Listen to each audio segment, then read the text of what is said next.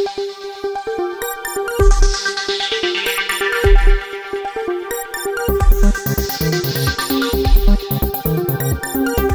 राम। उत्तर प्रदेश में राजनीति के केंद्र में फिर से राम आ गए हैं और कमाल की बात यह है कि इस बार राम को केंद्र में लाने के पीछे भारतीय जनता पार्टी दूर दूर तक नहीं है। अब प्रश्न यह है कि क्या समाजवादी पार्टी यानी उसके मुखिया अखिलेश यादव अब राम विरोधी राजनीति के जरिए 2024 उसकी नैया पार करना चाहते हैं? उनकी नैया पार होगी क्या, यह प्रश्न बाद में आएगा। लेकिन अभी बड़ा प्रश्न यह है कि 2024 की जो नाव है राजनीतिक तौर पर, उसको पार करने के लिए क्या राम विरोध का सहारा ले रही है समाजवादी पार्टी?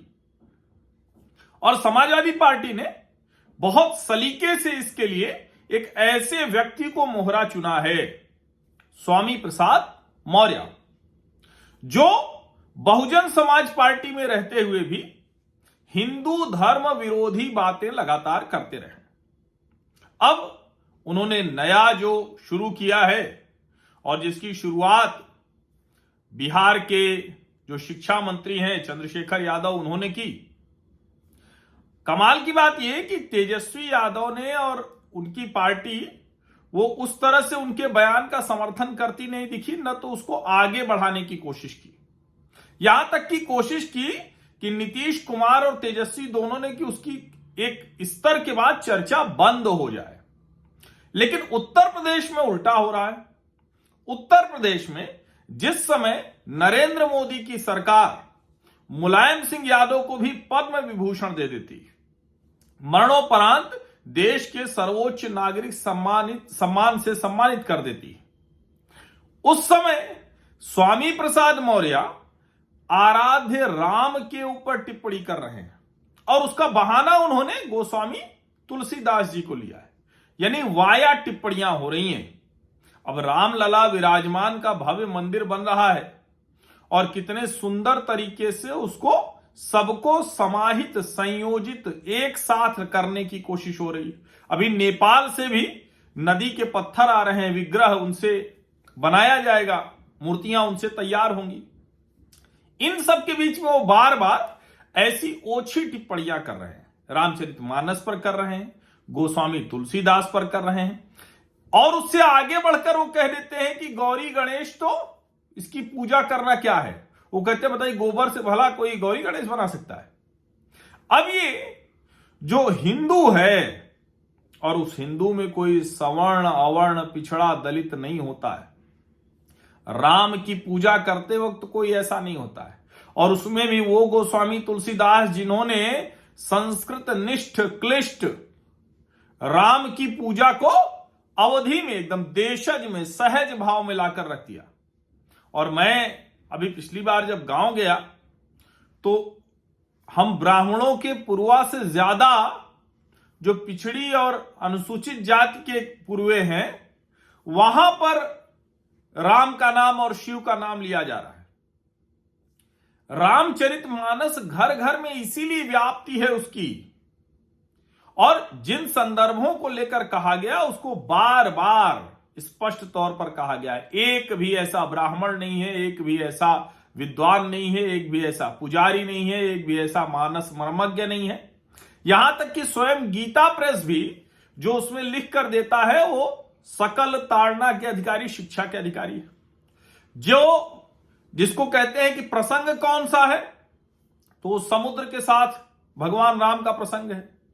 विनय न मानस जलद जल गए जलद जल गए 3 दिन बीत, बोले राम सकोप तब भय बिनु होय न प्रीत। पूरे मतलब जिस तरह से पूरी रामचरितमानस है उसमें नारी की महत्ता किस तरह की है वो आप देखिए। भगवान राम की सेना जो सर्वशक्तिशाली है, सर्वशक्तिमान है, वो भी अधर्म के नाश के लिए वानर भालू सबकी सेना बनाते हैं। जंगल में ऋषि मुनि जो यज्ञ कर रहे हैं धर्म के लिए, उसमें राक्षस हड्डियां फेंक देते हैं तो वहां जाकर युद्ध करते हैं, लड़ते हैं। जंगल को असुरों से, अधर्मियों से मुक्त कराते हैं। और उसमें इतने प्रेरक प्रसंगों के बीच में कुछ उन श्लोकों चौपाइयों की बात कर रही है जो अलग अलग संदर्भों में अधम जाति, अब अधम जाति, अधर्मी, और उसके अलावा वो प्रसंग ही काकभुसुंडी और गरुड़ जी का है। तो ऐसे में स्वामी प्रसाद मौर्य रामचरितमानस पर ये जो निशाना लगा रहे हैं, क्या ये समाजवादी पार्टी की सोची समझी रणनीति है? अभी तक इसका उत्तर देने में थोड़ा सा संकोच हो रहा था, लेकिन आज समाजवादी पार्टी की राष्ट्रीय कार्यकारिणी के नवनिर्वाचित मनोनीत पदाधिकारियों और सदस्यों की सूची आ गई। सबसे ऊपर है अखिलेश यादव जी, राष्ट्रीय अध्यक्ष। दूसरे नंबर पर किरणमय नंदा जी हैं, राष्ट्रीय उपाध्यक्ष। तीसरे नंबर पर प्रोफेसर राम गोपाल यादव हैं, राष्ट्रीय प्रमुख महासचिव। इसके बाद चौथे नंबर पर है मोहम्मद आजम खां, राष्ट्रीय महासचिव। शिवपाल यादव, राष्ट्रीय महासचिव। रवि प्रकाश वर्मा, राष्ट्रीय महासचिव। बलराम यादव, राष्ट्रीय महासचिव। और 8वें नंबर पर नाम है स्वामी प्रसाद मौर्य, राष्ट्रीय महासचिव। अब जो स्वामी प्रसाद मौर्य कह रहे हैं कि मैं हिंदू धर्म को तो मानता ही नहीं, गौरी गणेश को मानता ही नहीं, राम की पूजा जिस तरह से वो कह रहे हैं उसमें राम के ऊपर सीधे सीधे टिप्पणियां हैं, और जिस रामचरितमानस में राम के जीवन में स्त्री, नारी शक्ति, मातृशक्ति इतने ऊपर स्थान पर थी, वहां वो पूछ रहे बताइए क्या है। अब उदित राज जब ये कहते हैं तो समझ में आता है कि उदित राज को कोई बहुत पूछता नहीं है, कुछ दाएं बाएं से अपना करते रहते हैं। लेकिन स्वामी प्रसाद मौर्य तो अखिलेश यादव से मिलकर निकलते हैं तो हंसते हुए बताते हैं कि विरोध और तेज हो जाएगा। और आज तो कमाल हो गया, अब तो स्वामी प्रसाद मौर्य के समर्थक बाकायदा रामचरितमानस की प्रतियां फाड़ रहे हैं और जला रहे हैं। यानी कोशिश क्या है कि किसी भी तरह से कोई भी, चूंकि स्वामी प्रसाद मौर्य है तो वो सोचते हैं कि मौर्य जाति के समाज के लोग आएंगे, जबकि मौर्य जाति समाज के लोग रामचरितमानस के खिलाफ खड़े हों ये संभव ही नहीं। कोई भी हिंदू नहीं खड़ा होता। कुछ लोग हैं जिनके मन में इस तरह की बातें आती, और मैं तो कहता हूं कि भाई कोई अगर आज के समय में कह रहा होता कि अच्छा गोस्वामी तुलसीदास ने ये लिखा और हम ये कह रहे हैं कि ढोल गंवार शूद्र पशुनारी सकल ताड़ना के अधिकारी, हम उनको पीटेंगे। अगर कोई ये नहीं कह रहा है तो उसको लेकर विवाद करने की वजह क्या है? कोई अगर कहता कि आज किसी को विद्या नहीं लेने देंगे, शिक्षा नहीं लेने देंगे, तब ये समझ में आता। लेकिन उसके बहाने से हिंदू देवी देवताओं पर टिप्पणी, वो वही जो आम आदमी पार्टी के मंत्री थे राजेंद्र पाल गौतम, या जो गोपाल इटालिया आम आदमी पार्टी गुजरात के जो प्रदेश अध्यक्ष थे, इसी तरह की कोशिश है ये। अब चूंकि समाजवादी पार्टी को, अखिलेश यादव को ये लगता है कि अब कोई रास्ता नहीं है, 2024 में जिस तरह से नरेंद्र मोदी सबको साथ लेकर चलने की कोशिश कर रहे हैं, भारतीय जनता पार्टी का प्रभाव बढ़ रहा है, तो उसमें यह सबसे अच्छा तरीका है कि हम इस तरह से विवाद खड़ा करें। उसमें दो चीजें होंगी, एक तो इस तरह के विवाद से जो मुलायम सिंह यादव राम भक्त कार सेवकों पर गोली चलवाने के बाद जो कर पाए थे, वो इससे मुस्लिम वोटों का एक तरफ का ध्रुवीकरण होगा। दूसरा, हिंदुओं के बीच में कुछ लोग खड़े हो जाएंगे, कहेंगे भाई ये लिखा तो था गोस्वामी तुलसीदास जी ने। तुलसीदास जी का नाम कोई नहीं जानता, असली नाम भी किसी को नहीं पता है, लेकिन वो ब्राह्मण थे ये कहकर टिप्पणी हो रही है। फिर स्वामी प्रसाद मौर्य कह दे रहे हैं कि सिर्फ एक जाति विशेष के लोगों को दिक्कत है। फिर उसकी प्रतिक्रिया में कुछ साधु संत हैं जो विचित्र टिप्पणियां कर रहे हैं। मैं ये मानता हूं कि ये हिंदू धर्म है, यहां जीभ काटने, सर काटने, इनाम देने, इसकी कोई गुंजाइश नहीं, कोई जगह ही नहीं।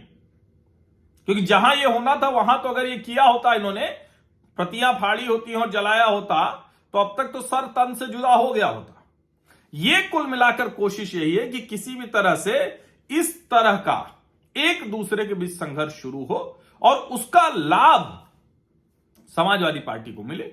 लेकिन भैया ये दुधारी तलवार है अखिलेश जी, क्योंकि नरेंद्र मोदी, भारतीय जनता पार्टी, वो बार बार ये बता रही है, और यहां तक कि अपने समर्थकों को नाराज करने के बावजूद आखिर यादव मतदाताओं को भी दिख रहा होगा ना कि मुलायम सिंह यादव को जो एक बड़ा वर्ग बहुत बड़ा नेता मानता है, सम्मान की दृष्टि से देखता है, उसको उन्होंने पद्म विभूषण दे दिया।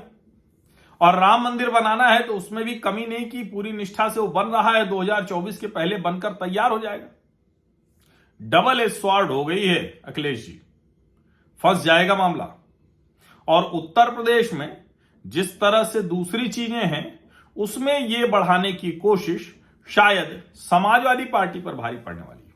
और अभी तक एक बहाना था कि भाई ये तो स्वामी प्रसाद मौर्य जी के निजी विचार हैं, लेकिन ये निजी विचार कहां से हो सकता है। अब आपने अगर निजी विचार जैसा होता तो राष्ट्रीय महासचिव न बनाते।